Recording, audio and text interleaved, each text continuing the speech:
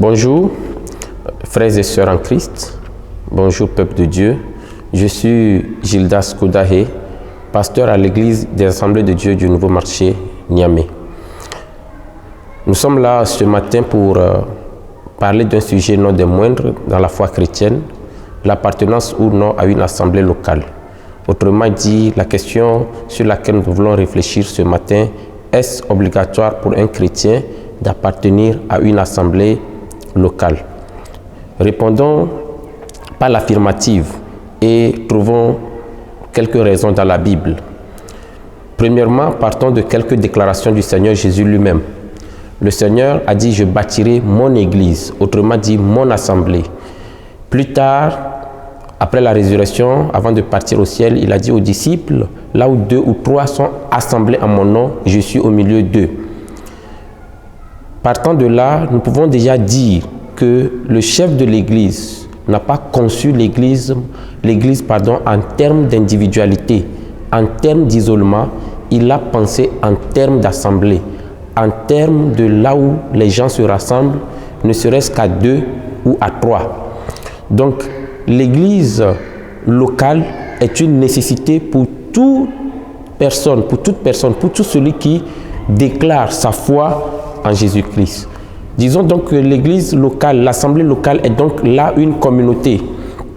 L'auteur de l'épître aux Hébreux, Hébreux 10, 25, va dire plus tard « N'abandonnez pas vos assemblées comme c'est la coutume de quelques-uns. » Frères et sœurs, personne ne peut vivre la foi chrétienne isolément, impossible. L'église locale ou l'assemblée locale est donc le lieu idéal où le chrétien reçoit les enseignements pour grandir dans la foi, où le chrétien voit les autres dans leur effort de vivre la sanctification ou même quelquefois dans leur erreur, et cela l'aide à grandir dans la foi. L'assemblée chrétienne est le lieu idéal où le Saint-Esprit distribue les dons. Et d'ailleurs, quand nous lisons Éphésiens chapitre 4, la Bible dit que ces dons-là sont donnés pour l'édification du corps de Christ. Ce n'est pas pour être isolé et aucunement, je le répète, le Seigneur n'a pas pensé l'église en termes d'isolement, en termes d'individualité ou d'individualisme.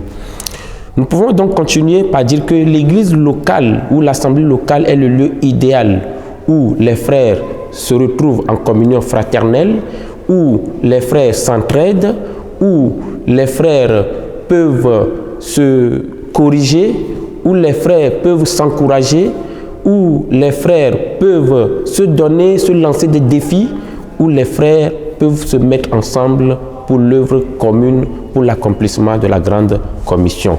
Celui qui se dit disciple de Christ et se met à l'écart ou ne veut pas appartenir à une assemblée, je peux dire sans me tromper qu'il fait fausse route, parce que nous ne cesserons jamais de le répéter, Jésus n'a pas pensé l'Église en termes d'individualité ou d'isolement.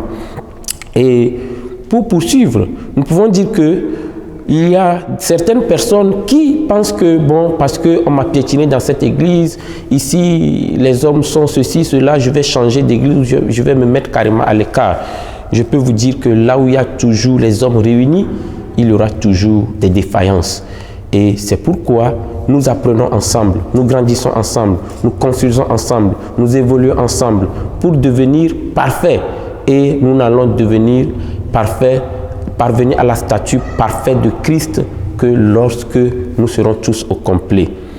Donc, l'assemblée locale est une nécessité. L'assemblée locale est l'endroit où se fait pour finir les célébrations comme le baptême, la Sainte Seine, les agapés et autres choses.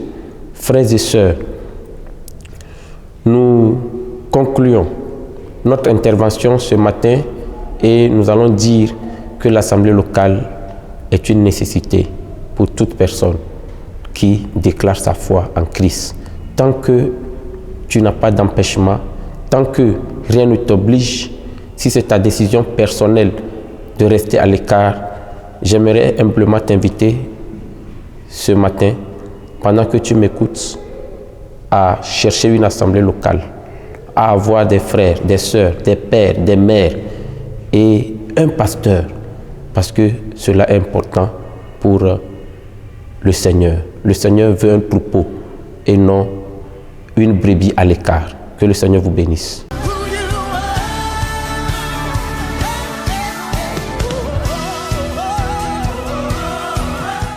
Mission Éternelle TV.